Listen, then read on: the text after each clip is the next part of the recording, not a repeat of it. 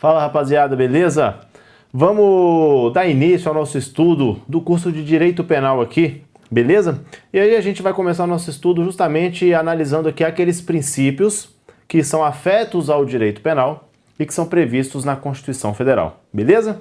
Meu nome é professor Paulo Igor, leciono aqui Direito Penal no Gran Curso Online e vou acompanhar vocês nesse curso, tranquilo? Como que a gente inicia o nosso estudo de Direito Penal? Como todo direito, como todo ramo do direito, provavelmente, a gente precisa iniciar o nosso estudo analisando justamente as disposições que estão previstas na Constituição, mas que se relacionam intimamente com o direito penal. É óbvio que o direito penal tem a sua importância no ordenamento jurídico brasileiro, mas a Constituição se sobrepõe a qualquer outro ramo do direito. É ela que dita as diretrizes que os outros ramos do direito devem seguir. E no direito penal isso não é diferente, beleza? Então, para que a gente comece a estudar o direito penal, a gente deve começar o estudo pelo estudo dos princípios, fazer esse estudo principiológico e, obviamente, estudando justamente aqueles princípios que são previstos na Constituição Federal de 88, ok? O nosso estudo, pessoal, ele vai se pautar no seguinte. A Constituição Federal, no artigo 5º, que traz ali o rol de direitos e garantias fundamentais do indivíduo, ela traz uma sequência de incisos que dizem respeito ao direito penal. Esses incisos se iniciam no 39, com o princípio da legalidade, justamente o que iremos estudar nesse bloco e no bloco seguinte, e ela avança estudando a irretroatividade da lei penal, e aí ela estuda os mandados constitucionais de criminalização, do inciso 41 até o 44, depois a gente vai ver a intranscendência da pena no inciso 45, individualização da pena no inciso 46, e por fim, o último princípio constitucional afeto ao direito penal, no inciso 47, dignidade da pessoa humana. Beleza? Então, o que nós vamos fazer? Um estudo aprofundado dos incisos 39 até o 47 do artigo 5º da Constituição Federal. Aqueles incisos que dizem respeito a direitos e garantias fundamentais do indivíduo no que diz respeito ao direito criminal, ao direito penal. Ok? Vem comigo na tela, olha só. Então vamos lá. Direito penal, parte geral, nós vamos estudar os princípios constitucionais, iniciando justamente pelo princípio da legalidade. Pessoal, para que a gente comece a estudar o princípio da legalidade, o objeto do nosso estudo aqui nesse momento, é importante que a gente trace aqui uma regra para que você consiga compreender comigo tudo aquilo que a gente vai analisar e consiga compreender também as questões da sua prova. Então é preciso que a gente defina a nomenclatura. Eu te disse que a gente está estudando aqui o princípio que nós chamamos de princípio da legalidade, ok? Esse princípio da legalidade, entretanto, na sua prova, ele pode ser abordado com vários nomes diferentes e ele não deixará de ser o mesmo princípio que nós estamos estudando aqui. Então, o princípio da legalidade, ora, ele pode ser chamado na sua prova, porque assim a doutrina faz. Então aqui, ó, legalidade, ele pode ser sinônimo de reserva legal, ele pode ser sinônimo de reserva legal. Então não é raro que você encontre eventualmente uma prova, uma questão chamando o princípio da legalidade de princípio da reserva legal. Ou então ele pode ser chamado de princípio da anterioridade, também, sem problema nenhum. Então dizer legalidade, reserva legal ou anterioridade é a mesma coisa. Eles são sinônimos para a parte da doutrina. Entretanto, pessoal, o interessante que a gente analisa é o seguinte. Para a parte da doutrina, esse é o funcionamento. Temos 3 nomes que são sinônimos. Ocorre que parte da doutrina trata o princípio da legalidade da seguinte maneira. Ela diz o seguinte, olha, legalidade é um princípio maior que é composto por 2 princípios menores, sendo esses princípios menores justamente a reserva legal e a anterioridade. Olha que diferença. E aí, questão de nomenclatura, né? Parece besteira, mas é importante para você saber, quando você se deparar com isso na sua prova, você não fica com dúvida. Então, diz essa parte da doutrina que a reserva legal e a anterioridade seriam, na verdade, subprincípios do princípio maior, que seria o princípio da legalidade. Então, eu tenho o princípio da legalidade, 2 subprincípios, que são anterioridade e reserva legal. Professor, e aí? Eu vou considerar sinônimos ou vou considerar reserva legal e anterioridade como subprincípios? Pessoal, presta atenção aqui no detalhe. A nomenclatura do princípio é o que menos interessa para a gente na prova. Você, ora, vai se deparar na prova com o seu examinador chamando legalidade de reserva legal, eventualmente você vai encontrar o seu examinador chamando legalidade de anterioridade, e em outras vezes você vai encontrar o seu examinador dizendo que a legalidade é um princípio e a reserva legal e a anterioridade são subprincípios. a nomenclatura é o que menos importa. O importante mesmo é você conhecer o que diz o princípio da legalidade e quais são as suas implicações no ordenamento jurídico brasileiro. Beleza? Então eu trago essa questão de nomenclatura para você não se assustar quando você estiver respondendo uma questão e se deparar com uma nomenclatura diferente. Então saiba a história.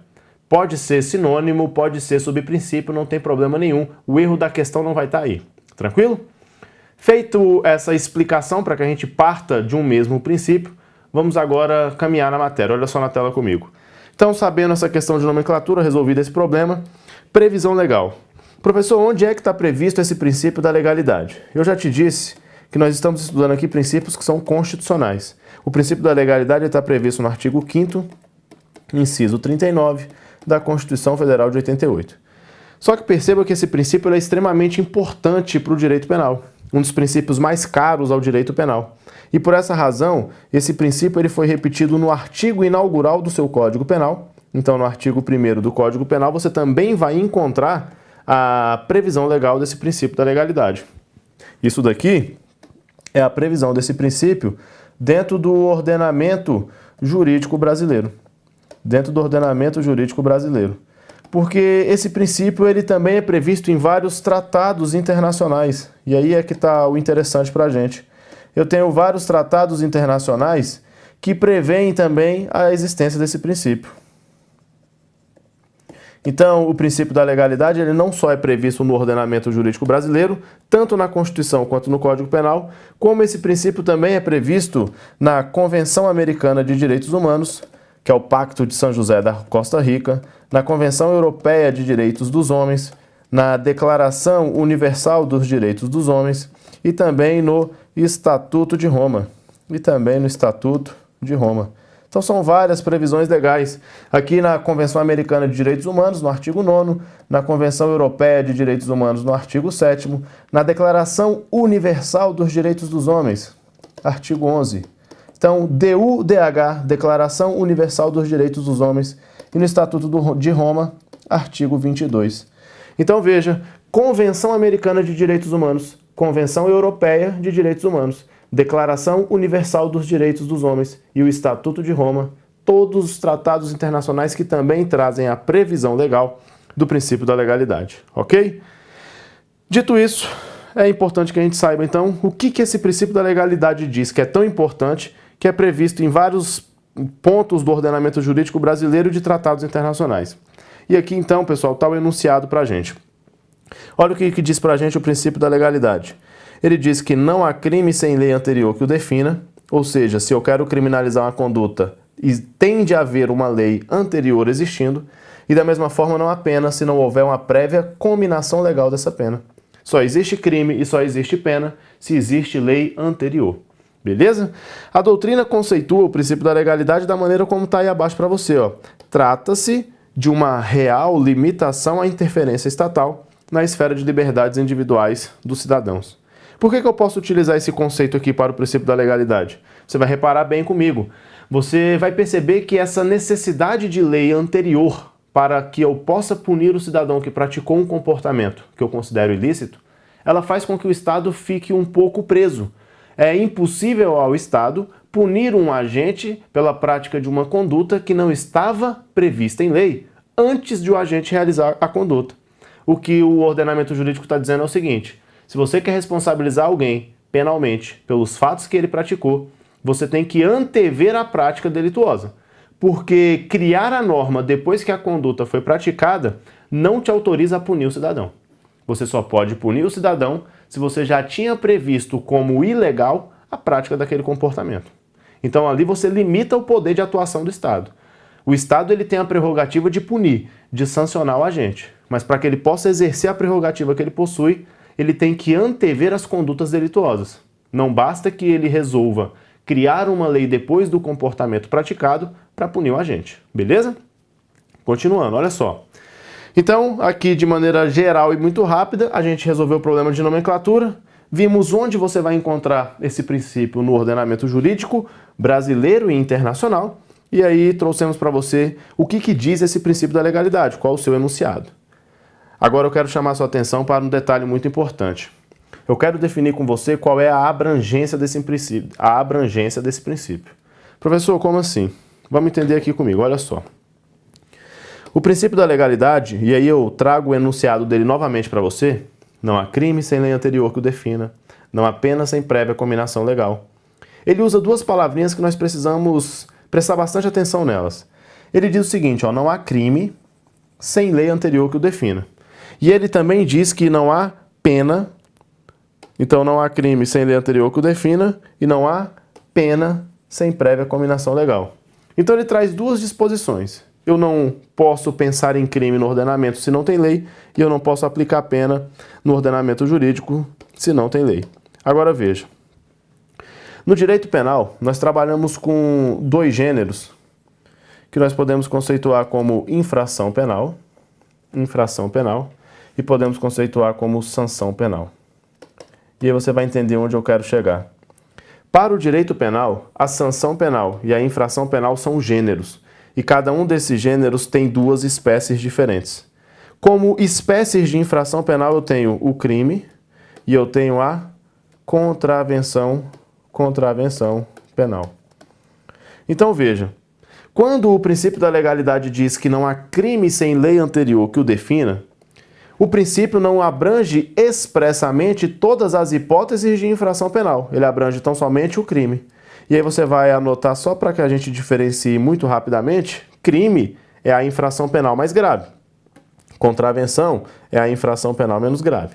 O princípio da legalidade, de maneira expressa, seja ele no artigo 1º do Código Penal ou no artigo 5º, inciso 39 da Constituição Federal, ele somente trata do crime. Ele nada diz em relação à contravenção penal. Da mesma forma, a sanção penal. Sanção penal também é um gênero que também comporta duas espécies. Uma delas é a pena e a outra é a medida de segurança. Medida de segurança. A pena tem um caráter punitivo, é uma sanção penal com caráter punitivo, enquanto a medida de segurança tem um caráter tratativo, um caráter de tratamento curativo, beleza? Mas são sanções penais, são duas espécies de sanções penais. Você observa que o princípio da legalidade ele trabalha com qual espécie? Ele trabalha com a pena. Ele nada diz em relação à medida de segurança. E aí a pergunta que eu te faço, e é a mesma pergunta que o seu examinador te faz na prova, é o seguinte: quando eu olho para o princípio da legalidade e constato que ele diz que não existe crime e não existe pena sem prévia cominação legal, significa dizer que eu posso criar uma contravenção penal e posso cominar uma medida de segurança sem utilização de lei? A lei não é necessária para a criação de contravenção e para a criação de medida de segurança? Essa é a pergunta. Então o que eu estou querendo saber aqui? O princípio da legalidade abrange as espécies de infração penal e sanção penal que não foram expressamente mencionadas em seu texto? E é isso que o seu examinador vai querer saber, e é isso que nós vamos responder agora. Então preste atenção. Você observou comigo na tela anterior e quando a gente analisava ali o conceito e o enunciado do princípio da legalidade, que esse princípio ele é uma garantia do cidadão contra o Estado. É uma forma que o cidadão tem de limitar o poder que o Estado tem de interferir na sua vida, não é isso? Se eu tenho uma garantia contra o Estado, é interessante que essa minha garantia seja abrangente ou que ela seja reduzida? Será que é interessante eu ter mais garantias contra o Estado ou menos garantias contra o Estado? E aí o raciocínio é muito óbvio. O interessante é que você tenha a maior garantia possível contra a ingerência estatal na sua vida. Pensando dessa forma, você pode concluir comigo o seguinte: apesar de não estar expressamente previsto no texto do princípio da legalidade, para garantir maior efetividade à garantia que eu possuo frente ao Estado, é interessante que esse princípio da legalidade alcance também as contravenções penais, para que eu não possa ser responsabilizado pelo Estado por meio de uma contravenção penal sem que seja necessária a utilização da lei. Da mesma forma, é interessante que esse princípio da legalidade alcance a medida de segurança, porque assim eu não posso ser responsabilizado por medida de segurança sem que o Estado crie essa medida por meio de lei. Compreendeu o raciocínio? Então olha na tela comigo. Para garantir efetividade ao princípio da legalidade, você vai entender que as medidas de segurança e também você vai entender que as medidas de segurança e também a contravenção penal são abrangidas pelo princípio da legalidade. Então você pode colocar essa conclusão aqui. O princípio da legalidade, então olha lá, o princípio da legalidade,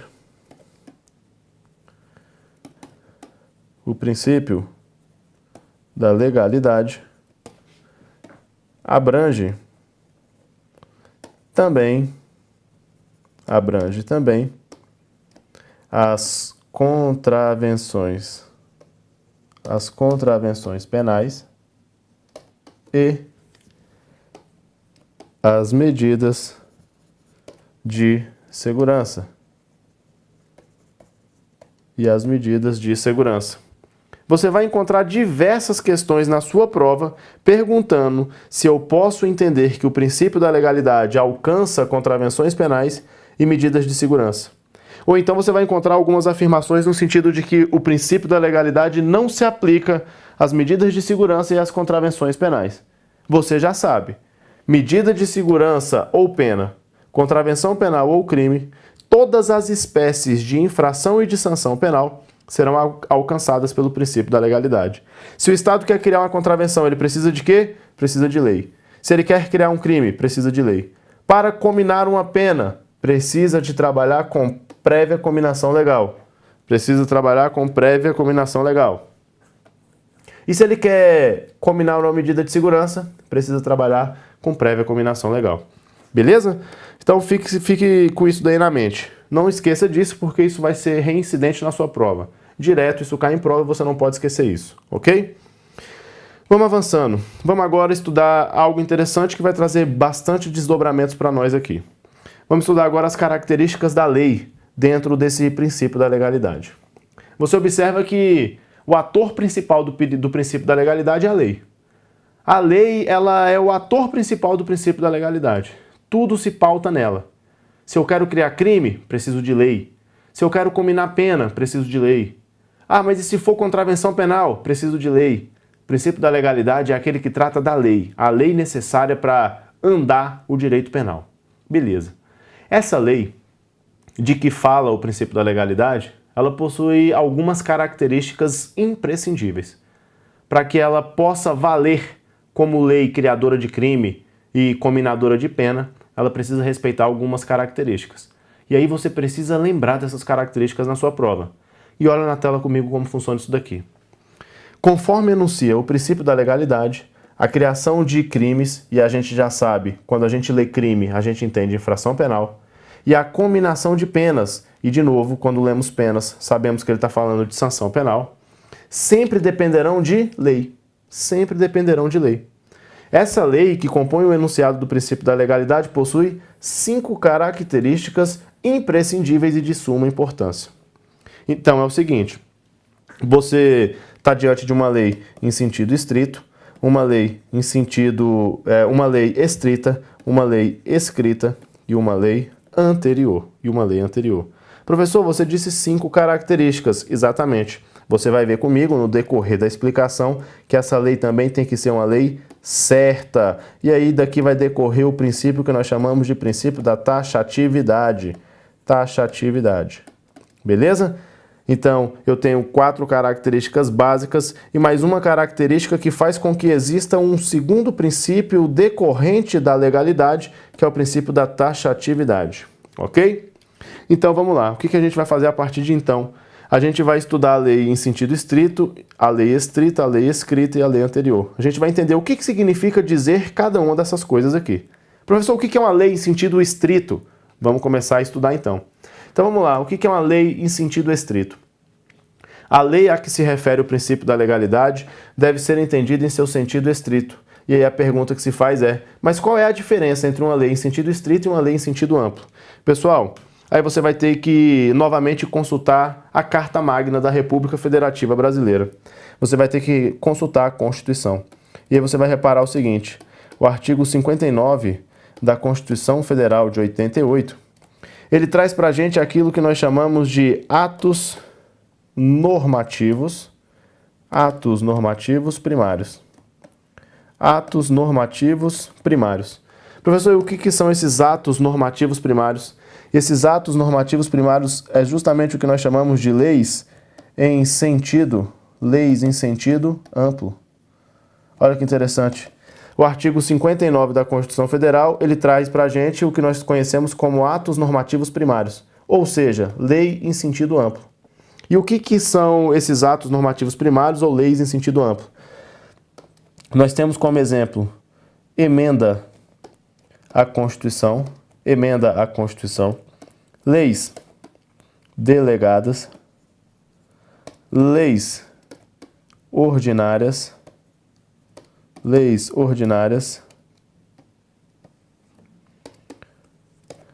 leis complementares,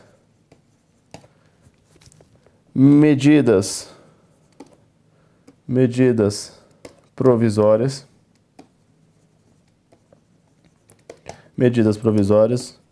resoluções e decretos legislativos.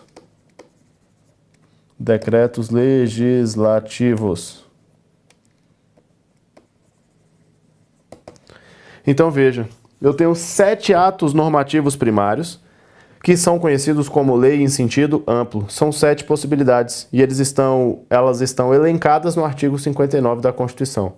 Quando eu digo para você lei em sentido amplo significa dizer qualquer um desses instrumentos normativos aqui, ó, qualquer um. Tudo isso eu chamo de lei? Tudo. Só que lei em sentido amplo. Então medida provisória é lei? Em sentido amplo, sim. É um ato normativo primário. É um ato normativo que decorre da própria Constituição. Decorre aqui, ó, do seu artigo 59. Uma lei delegada, uma lei ordinária, ok. Mas lei em sentido amplo resolve o problema do direito penal? Eu posso criar um crime utilizando lei em sentido amplo? Você sabe que não. É necessário que essa lei esteja em sentido estrito. Então é importante que a gente saiba o que é uma lei em sentido estrito. E aí você coloca do lado de cá, ó. Lei em sentido estrito. Lei em sentido estrito. Professor, o que é uma lei em sentido estrito? Quando eu olho para a lei em sentido estrito, eu tenho que pegar 2 espécies de atos normativos primários previstos no artigo 59, e somente essas 2 espécies serão consideradas lei em sentido estrito. E essas 2 espécies são lei ordinária e lei complementar. Lei ordinária e lei complementar. Então, das 7 espécies normativas primárias que nós temos na Constituição, eu destaco 2, leis ordinárias e leis complementares. Essas 2 aqui, eu transfiro para o lado de lá e chamo de lei em sentido estrito. Logo, você sabe, se eu quiser criar um crime ou combinar uma pena, eu tenho que usar lei ordinária ou lei complementar, porque só essas 2 espécies caracterizam lei em sentido estrito. Então está aqui a primeira característica importantíssima dessa lei do direito penal. Quando eu digo lei em sentido estrito, eu estou querendo dizer, não vale qualquer uma que está prevista no artigo 59. Tem que ser lei ordinária ou lei complementar, porque só elas 2 são leis em sentido estrito. Beleza? Então aqui você tem a primeira informação importante para a sua prova. Eu já sei que para a criação de crime e combinação de penas eu preciso de lei, mas eu já sei também que essa lei não pode ser lei em sentido amplo. Ela tem que ser lei em sentido estrito. Portanto, apenas 2 espécies daqueles 7 atos normativos primários do artigo 59. Beleza? Agora, dentro desse estudo da lei em sentido estrito, é importante que nós tratemos aqui de duas observações muito pertinentes. A primeira diz respeito à questão da medida provisória e a relação que ela tem com o princípio da legalidade e com o direito penal. Então nós vamos concentrar o nosso estudo agora, aproveitar que nós estamos estudando lei em sentido amplo, lei em sentido estrito, e nós vamos analisar como é que a gente trata a medida provisória dentro do direito penal. Qual é o tratamento que a medida provisória tem dentro do direito penal? O que ela pode e o que ela não pode fazer quando o assunto é direito penal. Beleza? Vem comigo, olha só na tela. Então vamos fazer aqui uma relação entre medida provisória e o princípio da legalidade. Então, galera, é o seguinte. A primeira pergunta já vem até com resposta, ela é muito simples. Medida provisória pode criar crimes ou combinar penas? A resposta é não. Por quê? Pois somente lei em sentido estrito possui tal prerrogativa. E aí você vai ver comigo o seguinte, olha só, medida provisória, ela é ato normativo primário. Ok, tá no 59? Tá. Mas ela é lei em sentido estrito? Negativo. Portanto, a resposta aqui se impõe. tem que ser uma resposta negativa. Não sendo lei em sentido estrito, não pode criar crime e nem combinar pena. Ok. Mas a pergunta não para por aí. Eu faço uma segunda pergunta e essa não tem resposta. Nós vamos responder juntos.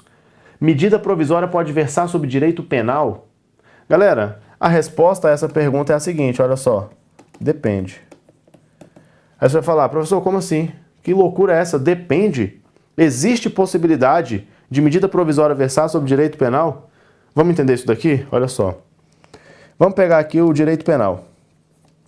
E aí nós vamos dividir o direito penal em dois grupos. Eu tenho o direito penal incriminador, eu tenho o direito penal incriminador e eu tenho o direito penal não incriminador. Não incriminador. E aí é o seguinte, quando o assunto é direito penal incriminador, quando o assunto é o direito penal que cria crimes, é o direito penal que comina penas, esse ramo do direito penal jamais pode ser objeto de uma medida provisória. Aqui a gente não tem dúvida. Jamais você vai ver uma medida provisória versando sobre um direito penal que cria crime ou comina pena, porque só posso criar crime e combinar pena quando é lei em sentido estrito. Entretanto, eu tenho um direito penal não incriminador. Esse direito penal não incriminador, pessoal, ele trabalha, por exemplo, com causas de exclusão da ilicitude. Veja, quando eu excluo a ilicitude de um comportamento, eu faço com que o agente não responda por aquele crime. Eu posso ter um direito penal não incriminador tratando de causas de exclusão da punibilidade, evitando que o agente responda pelo crime. Aqui, pessoal, quando eu estou diante de um ramo não incriminador do direito penal, ou seja, eu não estou criando crime, eu estou criando uma saída para o criminoso. Eu estou retirando a ilicitude do comportamento dele. Eu estou excluindo a punibilidade dele. Nesse momento, medida provisória pode versar sobre direito penal. Ela pode versar sobre direito penal porque é um direito penal não incriminador. Porque é um direito penal não incriminador. Aí você fala, professor, mas eu já li em algum lugar dizendo que nem mesmo quando o direito penal é não incriminador, a medida provisória pode versar sobre ele. Sim, de fato, você vai acompanhar comigo aqui, olha só. No que diz respeito à medida provisória versando sobre direito penal não incriminador, eu tenho de fato divergência doutrinária. E eu trago ela aqui para você. Eu tenho uma primeira corrente dizendo que nem mesmo quando o direito penal é não incriminador, medida provisória pode versar sobre ele. E aqui, ó, Kleber Masson, Rogério Greco defendem essa posição. Entretanto, eu tenho uma segunda corrente que diz o seguinte, medida provisória até pode versar sobre direito penal, desde que seja norma não incriminadora e que seja benéfica ao réu. Você pode observar, Paulo Queiroz, Rogério Sanches, eles defendem esse posicionamento. Então existe divergência doutrinária, mas você já respondeu comigo aqui o seguinte, pode versar sobre direito penal não incriminador. Ou seja, estou deixando claro para você que essa segunda corrente é a que prevalece. Só que eu sei que você é desconfiado e eu vou te provar. Ela prevalece de fato. Veja comigo. O que o STF já disse a respeito desse tema? O que o STF diz a respeito de medida provisória versando sobre direito penal não incriminador? O STF já admitiu, pessoal, por 2 vezes, medida provisória tratando sobre direito penal não incriminador. Desde que a norma seja benéfica ao réu. Olha os exemplos. Antes da emenda constitucional 32 de 2001. Professor, que onda é essa de emenda constitucional 32 de 2001? Essa emenda constitucional criou a vedação expressa no artigo 62.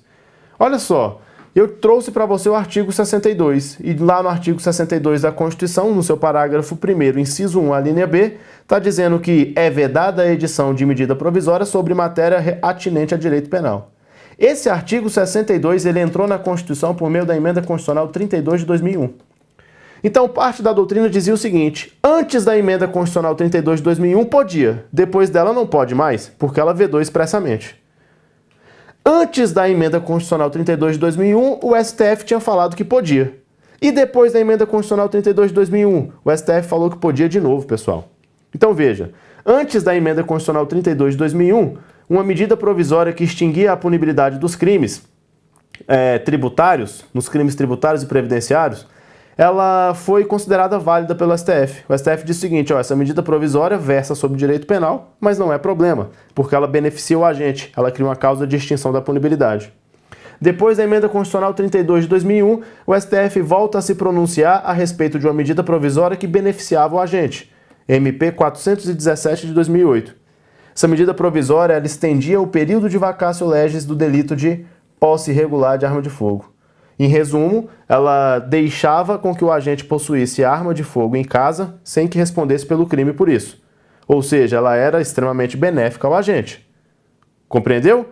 O STF, em 2 oportunidades, se deparou com medidas provisórias que versavam sobre direito penal, mas um direito penal não incriminador. Um direito penal não incriminador. E, sendo direito penal não incriminador, o STF admitiu. Seja antes da 32, seja depois da Emenda Constitucional 32. Ok?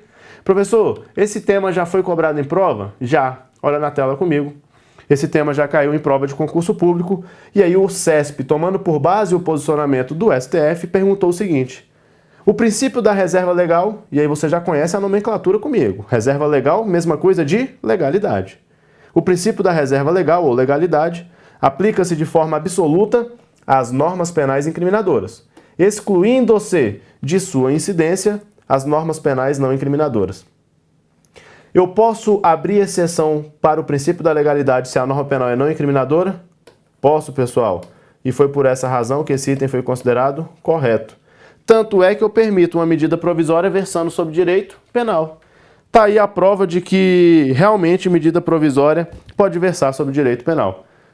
Por quê? Porque o princípio da legalidade ele se aplica de forma absoluta quando a norma penal é incriminadora, mas quando não, ele é relativizado. Compreendido isso daí? Então assim nós iniciamos o nosso estudo do princípio da legalidade, mas ainda não encerramos. A gente vai fazer aqui um intervalinho e volta na sequência ainda tratando sobre este princípio. Até já já.